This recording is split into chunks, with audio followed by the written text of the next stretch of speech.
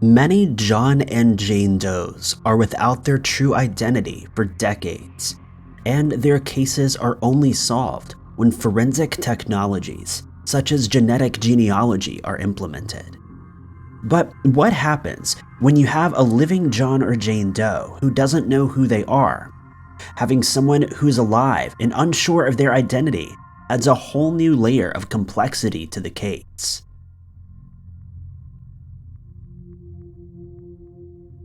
Number 5.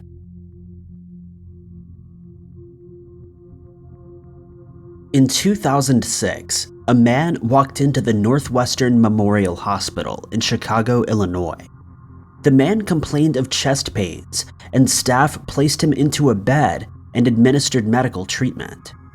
After the man had recovered slightly, staff at the hospital asked him his name and if there was anyone they could contact, and the man simply gave the name Vtek.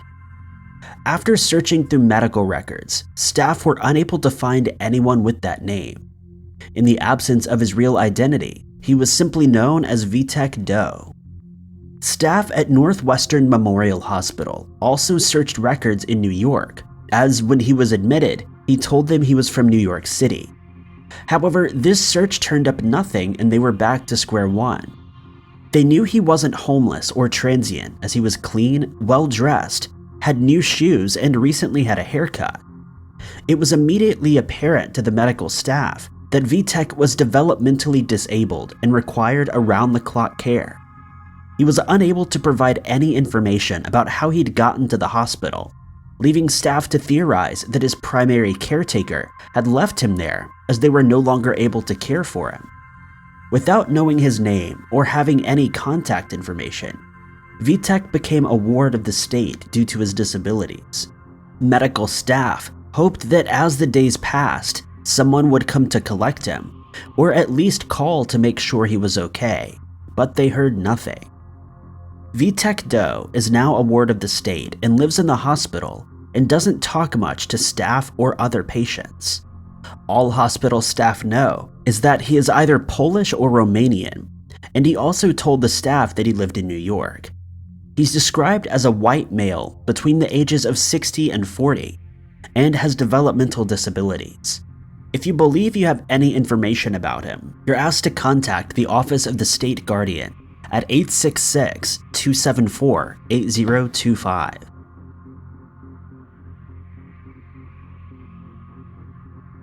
Number 4.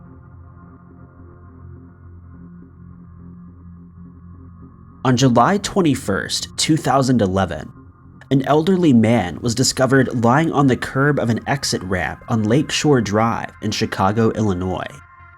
Passers-by rushed over to the man, worrying that something bad had happened to him. When they were able to get close to him, they found that he was conscious, but in a non-lucid altered state, as they put it. This supposed non-lucid altered state was later determined by first responders to be a possible heat stroke.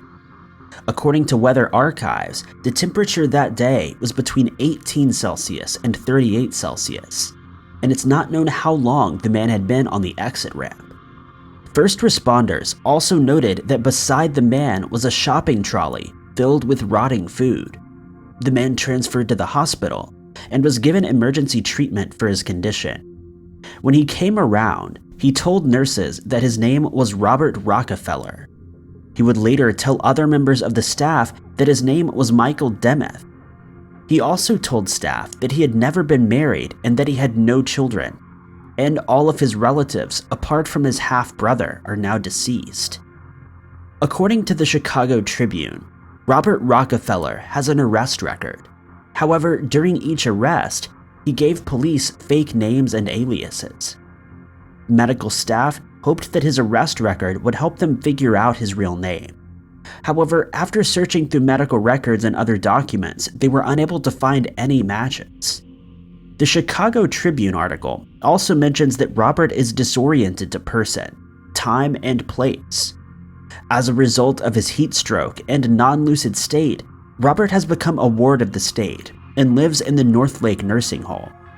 His legal guardian, Tam Tran, gave an interview with CBS Chicago and said that Robert mentioned he lived in a city in Illinois, She took Robert out on a trip in hopes that returning to his hometown would jog his memory and help him remember who he is.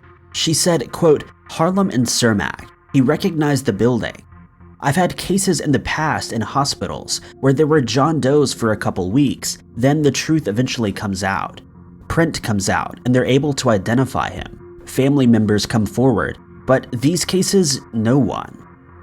Robert Rockefeller was discovered on July 21st, 2011, and is described as a white male between 60 and 65, standing at 5'10", with graying hair and blue eyes. Robert's right eye looks up and to the right, where his left eye is normal. If you have any information, you're urged to contact the Chicago PD at 312-744-8266.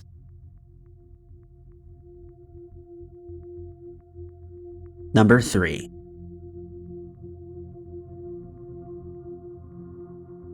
Between 1985 and 1989, the residents of Calcutta in India were living in the shadow of a killer who's become known simply as Stone Man.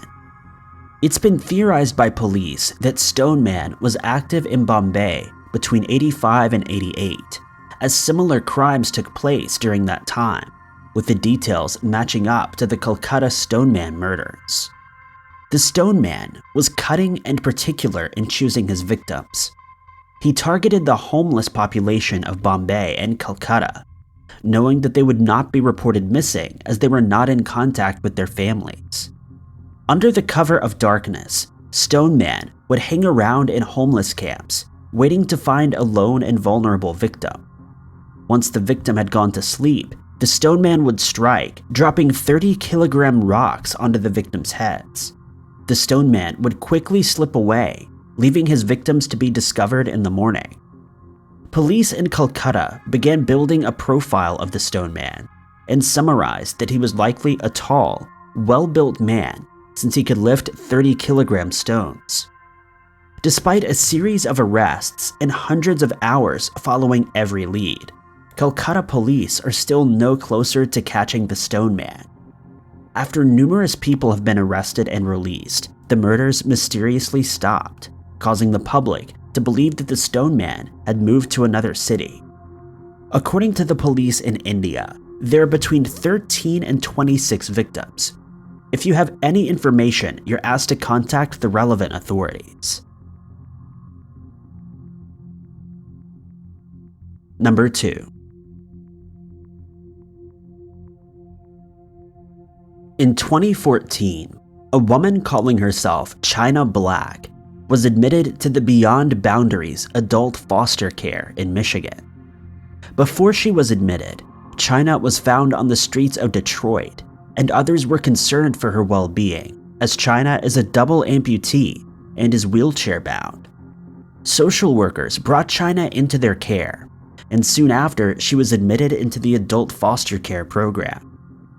Once China had been admitted into the facility, the staff there found themselves in a difficult situation. China sometimes uses the names CJ Jones and Joynez Johnson. She told them that she'd lost her memory after she'd been struck by a car, although this story was never confirmed.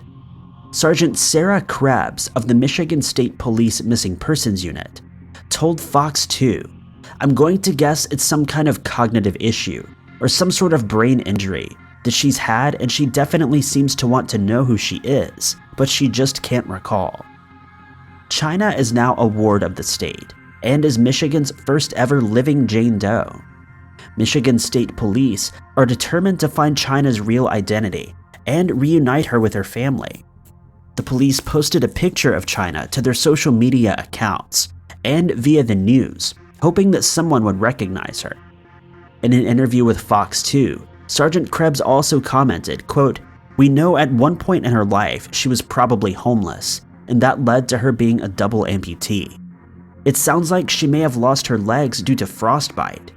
People have remembered seeing her around Grand River and Livernois in Detroit." China Black is described as an African-American female between the ages of 50 and 65. She's 5'6" to 5'8", with graying hair and brown eyes.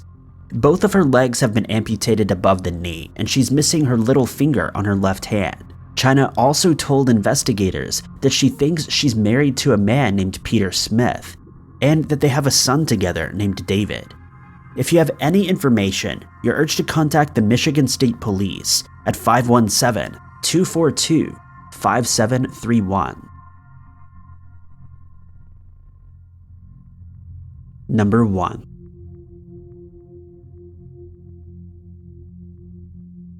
Deep in North Carolina, the counties of Edgecombe and Halifax were on high alert between 2005 and 2010. The residents lived in fear as a serial killer was living among them, waiting for the perfect time to strike and claim his next victim. All of his victims were African American women, and most of their remains were found near Seven Bridges Road, leading the media to call the killer the Seven Bridges Killer. On May 30th, 2005, 29-year-old Melody Wiggins was reported missing from Rocky Mount, Edgecombe County. It wouldn't be until June 2nd that her remains would be found in a rural area of Edgecombe County, with the coroner labeling her death a homicide by blunt force trauma. The communities of Edgecombe were in shock, wondering who among them could have been capable of such a thing. On August 17th, 2007, the body of Jackie Thorpe was discovered on Seven Bridges Road. Thorpe had been reported missing in May of 2005, and due to the state of her remains, the coroner was unable to contact on the manner of death. The crimes would follow one after another, with the details being eerily similar. African American women were reported missing, only to be found months later near the Seven Bridges Road.